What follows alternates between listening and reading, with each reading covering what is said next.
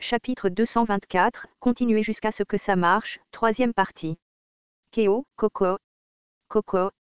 Alpha, le visage pâle, chercha frénétiquement Coco. Non loin de là, il aperçut les nains en train de boire avec Can. Ah, c'est vraiment délicieux. Est-ce parce que ça fait si longtemps que je n'ai pas mangé de viande? Can, assis près d'un feu de camp, dévora une cuisse de poulet rôti avec une expression satisfaite. Actuellement, il avait été promu contremaître supervisant 50 ouvriers, reconnu pour son travail acharné.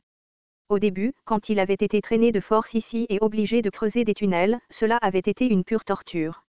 Mais à mesure qu'il s'était habitué au travail et qu'il avait gagné des subordonnés, la vie était devenue quelque peu supportable. Bien sûr, il ne pouvait toujours pas se débarrasser de l'idée qu'il aurait dû rembourser les 1000 pièces d'or il y a longtemps.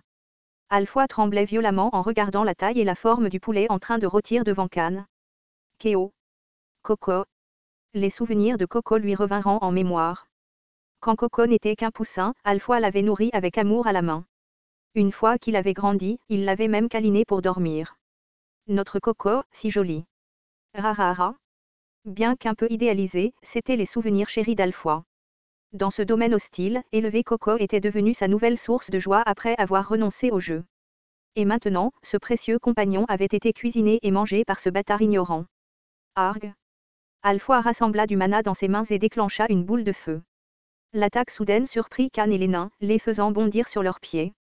C'est quoi ce bordel? Cria Can en se levant, et Alpha fit un pas en avant, hurlant en retour. Comment oses-tu? Comment oses-tu manger mon pari? Non, mon précieux Coco. Quoi? Coco? Qu'est-ce que c'est? C'est de la nourriture. Tu es déjà en train de le manger? Je ne te pardonnerai jamais. Je vais te tuer. Qu'est-ce que tu fous? Coco. De quoi tu parles, espèce de fou? Can, qui était autrefois connu comme un scélérat du Nord, n'était pas du genre à reculer facilement. Il était également de grande taille et, en tant que fils d'une famille noble, il s'était entraîné aux techniques de mana. Il saisit un marteau de forgeron utilisé pour la construction et y canalisa du mana, faisant briller le marteau d'une teinte bleuâtre.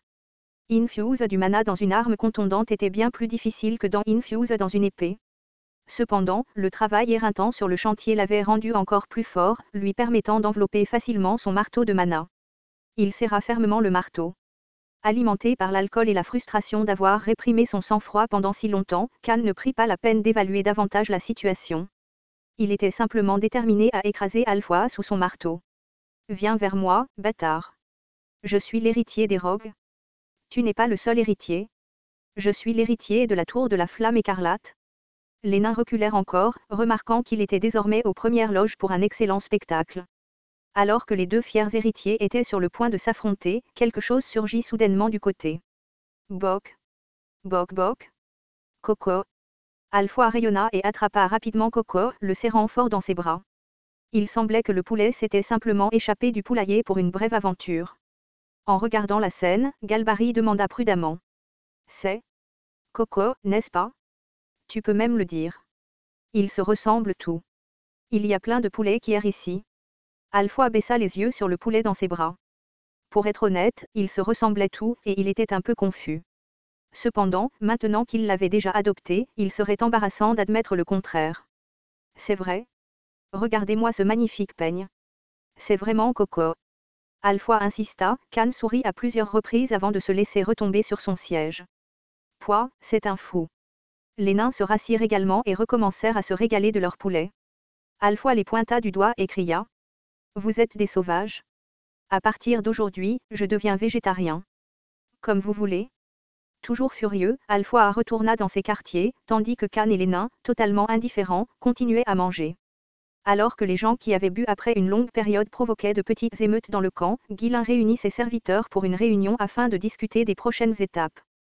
L'incubateur, qui semblait impossible, étant maintenant construit avec succès, les serviteurs furent à nouveau pleins d'éloges. Pouvoir sécuriser un approvisionnement important en viande est un avantage significatif ici dans le Nord. Avec la pénurie alimentaire toujours en cours, cela rapportera des profits substantiels. Plus nos troupes et les elfes en formation seront bien nourris, plus leur force sera grande. Dame Vanessa a accompli quelque chose de remarquable. À ce moment, Claude intervint. Tout cela est grâce à la prévoyance du Seigneur, n'est-ce pas? Je savais que cela réussirait depuis le début. Tout le monde, y compris Guilin, regarda Claude d'un air vide. Quoi? Pourquoi? Pourquoi me regardez-vous tout? Je n'ai pas protesté autant que d'habitude, n'est-ce pas? Ai-je tort? Il était vrai qu'il s'était moins opposé au plan que d'habitude. En réalité, il avait tout simplement abandonné et laissé faire. Guillain claqua 2 fois de la langue devant l'impudence de Claude et désigna différents endroits sur la carte. Bon travail à tous. Maintenant, la tâche cruciale est de s'assurer que les incubateurs sont répartis sur l'ensemble du domaine. Vous comprenez tous à quel point c'est essentiel, n'est-ce pas? Bien sûr. Nous prévoyons de construire des couveuses à grande échelle dans les régions clés et de fournir aux agriculteurs une conception standardisée pour les incubateurs à petite échelle. Nous leur enseignerons également des méthodes qui garantissent les taux de réussite les plus élevés. Les incubateurs individuels n'étaient pas entièrement automatisés. Les agriculteurs devraient toujours les vérifier régulièrement, comme auparavant.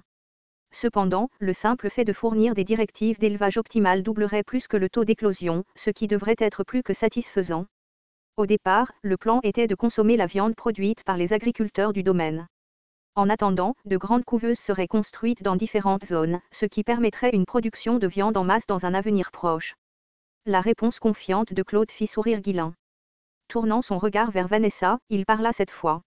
Il ne devrait pas y avoir de problème pour ajouter plus de nourriture dans chaque région, n'est-ce pas? Oui, oui. Il faudra surveiller les choses un peu plus longtemps, mais il ne devrait pas y avoir de problème majeur.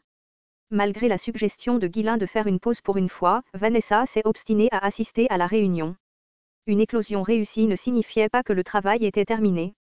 Il était crucial de s'assurer que les conditions à l'intérieur des incubateurs restent stables à long terme. Comme la méthode impliquait l'évaporation de l'eau, ne pas les surveiller régulièrement pouvait entraîner une humidité excessivement élevée ou une baisse de température, 2 problèmes courants. Jusqu'à présent, Vanessa et les nains avaient à plusieurs reprises ajusté les mécanismes tout en gardant un œil sur l'état des incubateurs. Maintenant qu'un problème important et critique avait été résolu, Guillain se sentait un peu plus à l'aise. Mais il ne pouvait pas se permettre de se détendre simplement parce que tout se passait bien. La situation est devenue plus compliquée à cause de moi. Tout le monde doit se creuser la tête en ce moment. Il s'appuyait sur les connaissances de sa vie passée pour modifier l'avenir. La situation devenait de plus en plus imprévisible. Un faux pas et tout le monde mourra. Même si le commandant des chevaliers était mort honteusement en fuyant, les chevaliers du comte Cabaldi s'étaient battus jusqu'à la mort avec une détermination inébranlable. D'après Bolinde, même le commandant des murs de la forteresse avait été encouragé à se rendre mais avait refusé. Même un simple seigneur tyrannique de la région du Nord avait des chevaliers aussi loyaux à son service. Cela étant, les autres devaient être forcément plus redoutables encore. Je vais devoir continuer à combattre des chevaliers encore plus extraordinaires à l'avenir. Il n'y a pas que Desmond. Les chevaliers des familles Duke surpassent de loin ceux des autres territoires. Guillain le savait pour les combats acharnés qu'il avait livrés dans sa vie antérieure. Même en tant qu'ennemi, il ne pouvait s'empêcher de reconnaître à quel point ils étaient redoutables. Pour vaincre de tels adversaires, il n'y avait qu'un seul moyen, toujours agir en avance sur eux. Le domaine de Fenry devait également devenir beaucoup plus fort qu'il ne l'était maintenant. Actuellement, tous les villages du domaine étaient regroupés dans des forteresses et des châteaux voisins. Il s'agissait de maintenir un état perpétuel de préparation en cas de guerre. Chaque forteresse et château doit stocker suffisamment de ressources. Et pour assurer une coordination rapide, il y a une chose qui est absolument nécessaire. Guillain jeta un coup d'œil à la carte devant lui, traçant des lignes reliant chaque forteresse, village et même Ferdium à la forteresse du Nord. Les personnes rassemblées dans la salle de conférence avaient des expressions perplexes. Les regardant un par un, Guillain sourit largement. Il est temps de commencer un projet de construction de route à grande échelle. Astérisque astérisque astérisque. Le comte Harold Desmond était actuellement en grande difficulté. La perte du comté de Cabaldi signifiait que son approvisionnement en fer n'était plus assuré. En plus de cela, le déploiement de son armée avait été pleinement exposé. Bien qu'il ait essayé de faire passer cela pour un exercice d'entraînement, la faction royale ne le croyait pas. Malgré les soupçons qu'il avait endurés et sa neutralité qu'il avait toujours fait, les efforts d'Harold avaient été vains. Ouf! Tout a été gâché à cause de ce type. Son plan initial était d'aider Cabaldi et de continuer jusqu'à Ferdium. Cependant, avec la défaite rapide et totale de Cabaldi, ce plan s'était effondré.